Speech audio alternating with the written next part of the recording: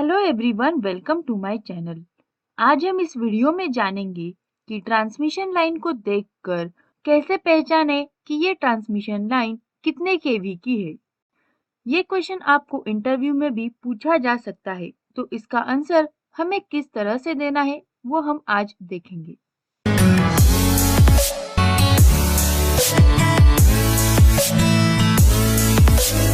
Transmission line different types की होती है और डिफरेंट केवी की भी, जैसे कि 11, 33, 66, 132 या फिर 220, 765 केवी की।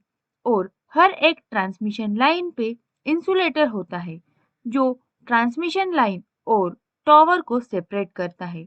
उसे देखकर हम ट्रांसमिशन लाइन के वोल्टेज को पहचान सकते हैं। तो सबसे पहले हमें देखना है कि कौन से टाइप का इंसुलेटर यहाँ पे यूज किया गया है। पिन टाइप इंसुलेटर है या फिर डिस्क टाइप इंसुलेटर।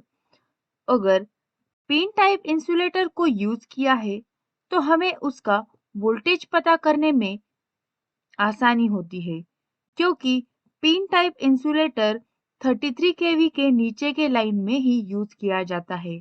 तो यहाँ पे इंसुलेटर की साइज को देखकर हम बता सकते हैं कि वो 11 केवी का है या 33 केवी का है।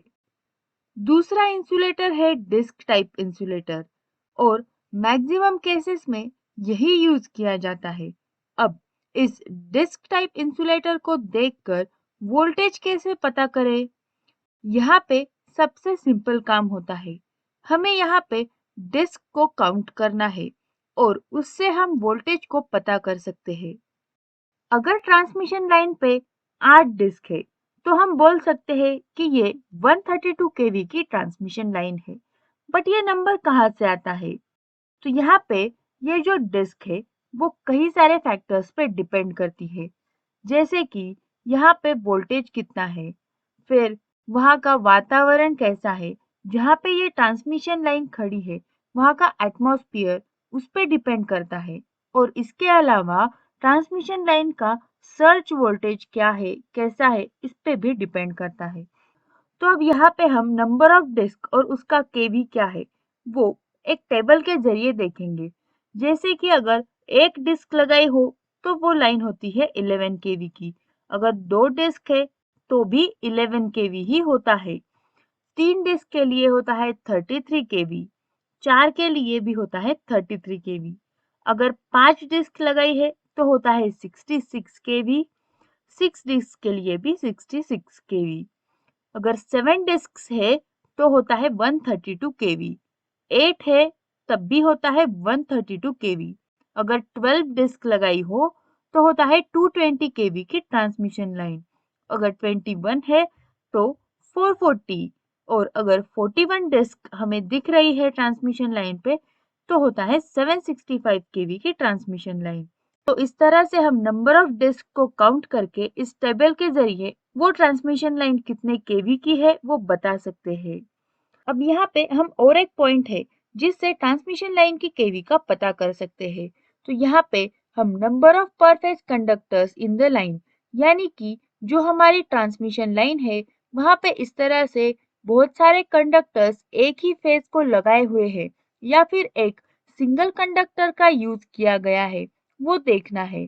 जैसे कि इस फिगर में आप देख सकते हो, यहाँ पे एक ही फेज पे चार कंडक्टर्स एक साथ जोड़े गए हैं, यहाँ पे तीन जोड़े गए हैं। अगर हमें इस तरह से कंडक्टर्स दिखते हैं तो उसे हम ग्रुप ऑफ कंडक्टर या फिर बंडल ऑफ कंडक्टर कहते हैं। या फिर अगर सिर्फ एक ही कंडक्टर है तो वो होता है सिंगल कंडक्टर। तो इससे भी हम पता कर सकते हैं। तो अगर यहाँ पे हमें चार वायर एक साथ दिख रहे हैं, यानी कि यहाँ पे चार वायर का ग्रुप है, तो वो लाइन होती है 765 केवी की। अगर दो वायर्स दिख रहे हैं तो वो होता है 440 केवी या फिर 220 केवी। और यहाँ पे अगर हमें एग्जैक्ट 440 है या 220 है वो पता करना है, तो सबसे पहले हमने वायर्स तो देख लिए, उस पे से हमने ये वैल्यू निकाल ली।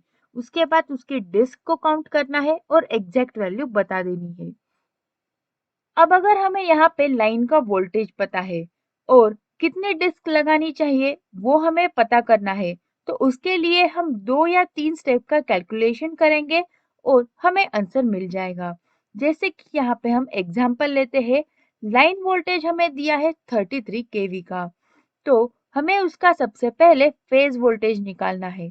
फेज वोल्टेज निकालने के लिए हम 33 डिवाइडेड बाय √3 करेंगे और हमें आंसर मिलेगा 19.05 केवी।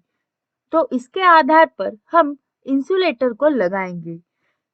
अब यहाँ पे इंसुलेटर वायर को टॉवर से इंसुलेट करने का काम करता है, इसीलिए पर फेज वोल्टेज के आधार पर ही हमें इंसुलेटर को डिसाइड करना है।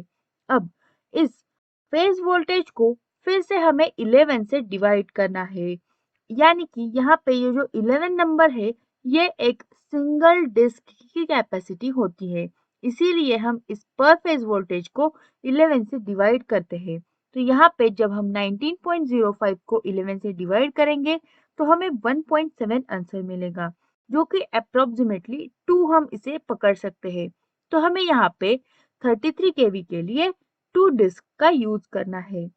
अब यहाँ पे आपको एक बात याद रखनी है कि हर एक कैलकुलेशन में एक डिस्क के नंबर के साथ सेफ्टी फैक्टर को ऐड किया जाता है। तो इस पूरे कैलकुलेशन को हम इस तरह से कंप्लीट कर सकते हैं और हमें अगर लाइन वोल्टेज दिया है, उससे हम कितनी डिस्क हमें लगानी है वो पता कर सकते हैं। और यहाँ पे एक बात याद रखनी है कि लाइन वोल्टेज को डायरेक्टली हम 11 से डिवाइड नहीं कर सकते, वहाँ पे आपका आंसर गलत हो सकता है।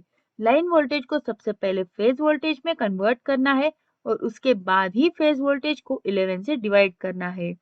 इस तरह से हम किसी भी ट्रांसमिशन लाइन की केवी का पता कर सकते हैं। अगर आपको इसमें कुछ भी डाउट्स या क्वेरीज है तो आप कमेंट सेक्शन में जरूर पूछें।